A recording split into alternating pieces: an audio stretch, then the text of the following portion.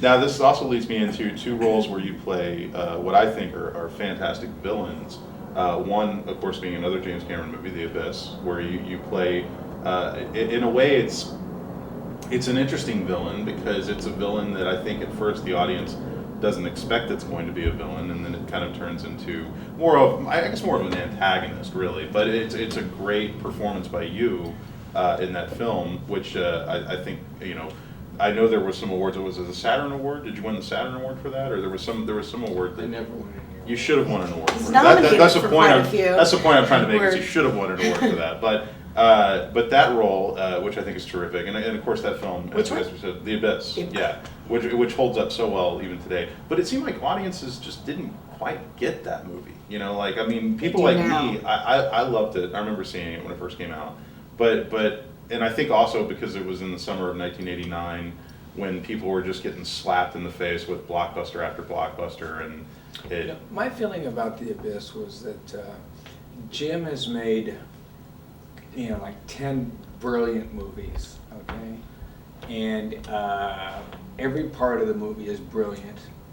And the only thing that he has done that isn't brilliant is ended The Abyss in a brilliant fashion.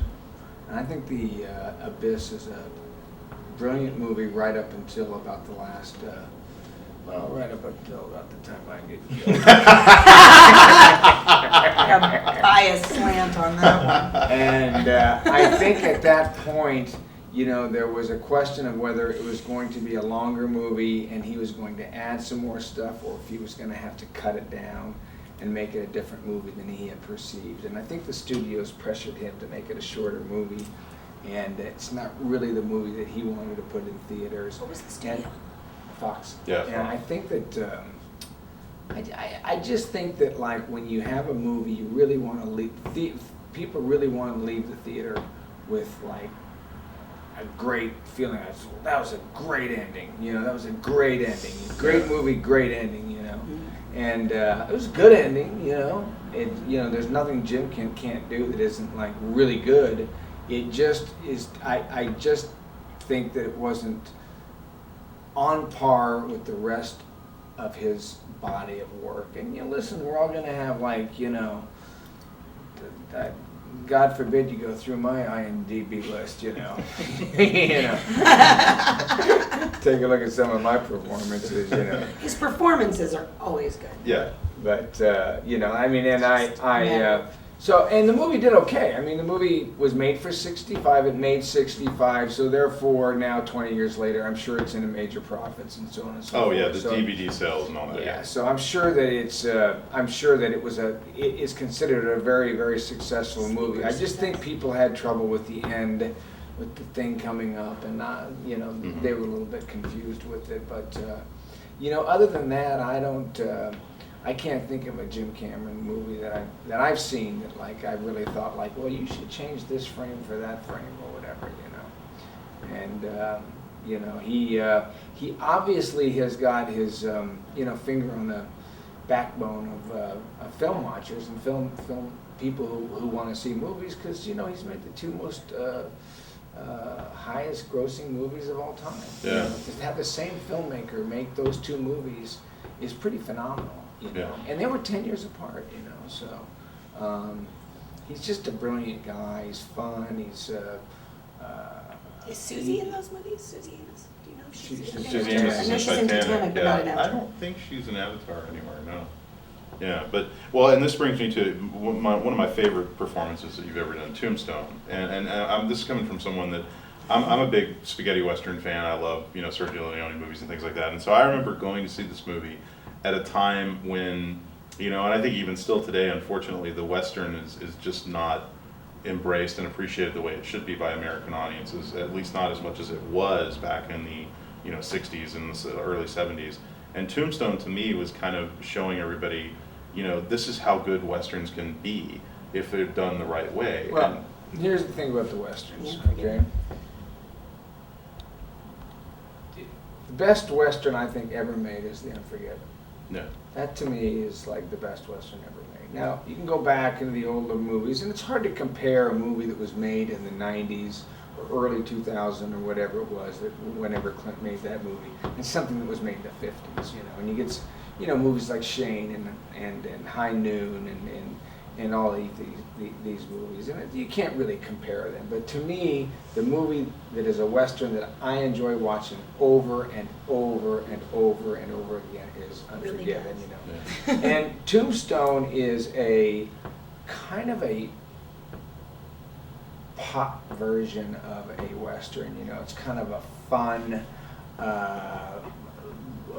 version of a Western, you know, but everybody's all glammed up and everybody's all dolled up and everybody's, you know, got clean teeth and everybody's hair's done and, you know, their outfits are perfect and so on and so forth, and the Earps have got on all black and everything.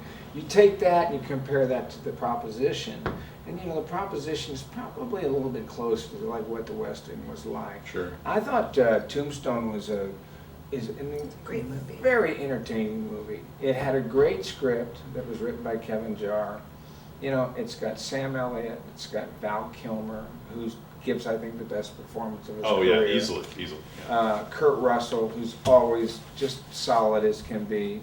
You got Bill Paxton, you got Stephen Lang, Billy Bob Thornton. Billy Bob Thornton, you've got myself, Jason Priestley, John Corbett, you've got Billy Zane, and, you know, Powers Booth. Powers is in it, of course, is my buddy. Hayden Church. Thomas Hayden Thomas Church. Hayden. This is like a test, trying to remember all these names. I mean, it's a just huge, so packed. it's a huge cast, huge. Michael Rooker. Joanna Yeah. Bakula, Michael Rooker, who he worked with on that, I've worked with. And loved him, yeah. so it had a great cast, it had a great script, and, you know, it just came together. And again, though, here's the thing about the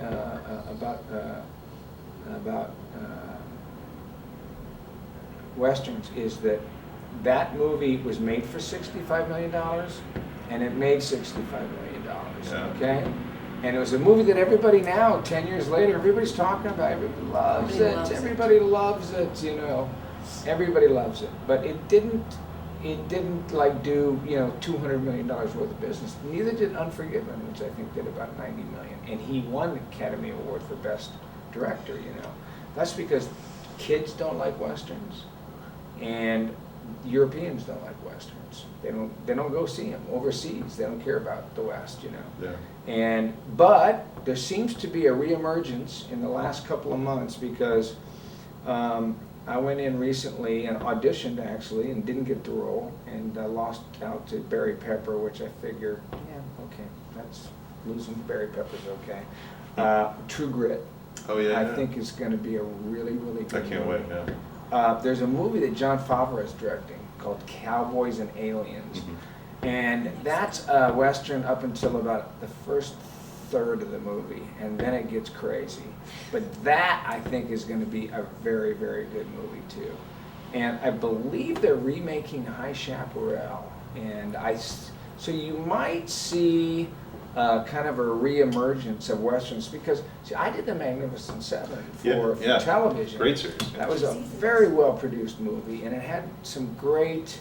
It had Eric Close, who's gone on to do 10 years on Anthony, with Anthony's show, and you have Ron Perlman.